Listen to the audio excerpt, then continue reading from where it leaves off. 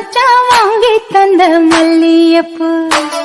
அது தானாகத்தான் தந்ததம்ம புல்லரிப்பு